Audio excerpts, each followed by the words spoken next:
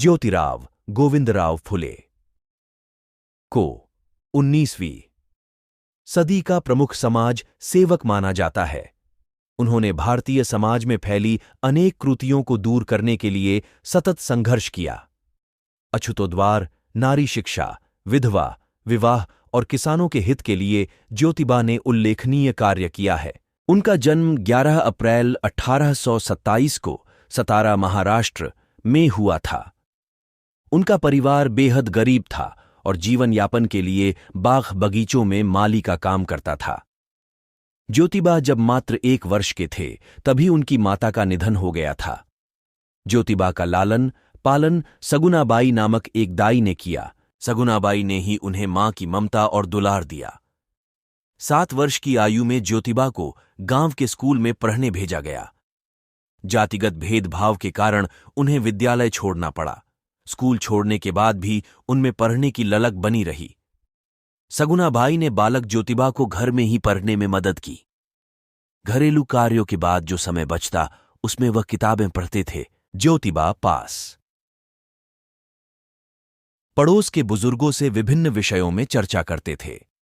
लोग उनकी सूक्ष्म और तर्कसंगत बातों से बहुत प्रभावित होते थे।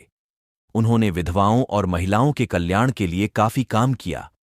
उन्होंने इसके साथ ही किसानों की हालत सुधारने और उनके कल्याण के लिए भी काफी प्रयास किए। स्त्रियों की दशा सुधारने और उनकी शिक्षा के लिए ज्योतिबा ने 1848 में एक स्कूल खोला। यह इस काम के लिए देश में पहला विद्यालय था। लड़कियों को पढ़ाने के लिए अध्यापिका नहीं मिली तो उन्होंने कुछ दिन स्वयं यह काम करके अपनी पत्नी सावित्री को इस योग्य बना दिया। उच्च वर्ग के लोगों ने आरंभ से ही उनके काम में बाधा डालने की चेष्टा की, किंतु जब फुले आगे बढ़ते ही गए तो उनके पिता पर दबाव डालकर पति पत्नी को घर से निकालवा दिया। इससे कुछ समय के लिए उनका काम रुका अवश्य, पर शीघ्र ही उन्होंने एक के बाद एक बालिकाओं के 3 स्कूल खोल दिए। पेशवाई के अस्त के बाद अंग्रेजी हुकूमत की वजह से हुई ये बदलाव के ईस 1840 के बाद दृश्य स्वरूप आया। हिंदू समाज के सामाजिक रूढ़ि परंपरा के खिलाफ बहुत से सुधारक आवाज उठाने लगे। इन सुधारकों ने स्त्री शिक्षण, विधवा विवाह, पुनर्विवाह, बाल विवाह आदि सामाजिक विषयों पर लोगों को जगाने की कोशिश की। लेकिन 19वीं सदी के ये सुधारक हिंदू परंपरा के वर्ग में अपनी भूमिका रखते थे और समाज सुधारणा की कोशिश करते थे। महात्मा ज्योतिराव फुले इन्होंने भारत के इस सामाजिक आंदोलन से महाराष्ट्र में नई दिशा दी। उन्होंने वर्ण संस्था और जाति संस्था ये शोषण की व्यवस्था है और जब तक इनका पूरी तरह से खत्म नहीं होता तब तक एक समाज की निर्मिति असंभव है, ऐसी स्पष्ट भूमिका रखी। ऐसी भूमिका लेने वाले वो पहले भारतीय थे। जाति व्यवस्था निर्मूलन के कल्पना और आंदोलन के उसी वजह से वो जनक साबित हुए। महात्मा फुले इन्होंने अछूत स्त्रियों और मेहनत करने वाले लोग इनके बाजू में जितनी कोशिश की जा सकती थी उतनी कोशिश जिंदगी भर फुले ने की है। उन्होंने सामाजिक परिवर्तन, ब्रह्मणोत्तर आंदोलन, बहुजन समाज को आत्मसम्मान देने की, किसानों के अधिकार की ऐसी बहुत सी लड़ाइयों को प्रारंभ किया। सत्यशोधक समाज ये भारतीय सामाजिक क्रांति के लिए कोशिश करने वाली अग्रणी संस्था बनी।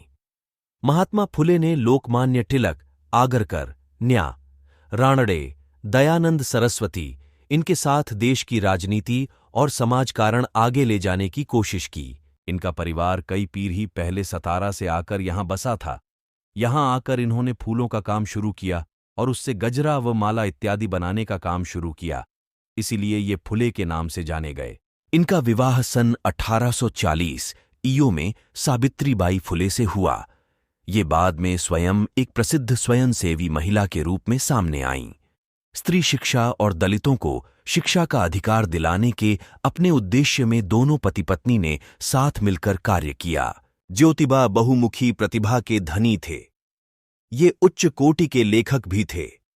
इनके द्वारा लिखी गई प्रमुख पुस्तकें निम्नलिखित हैं: गुलामगिरी 1873, छत्रपति शिवाजी, अछूतों की कैफियत, किसान का कोड्ढा, तृतीय रत्न, राजा भोसला का पखद्धा इत्यादि।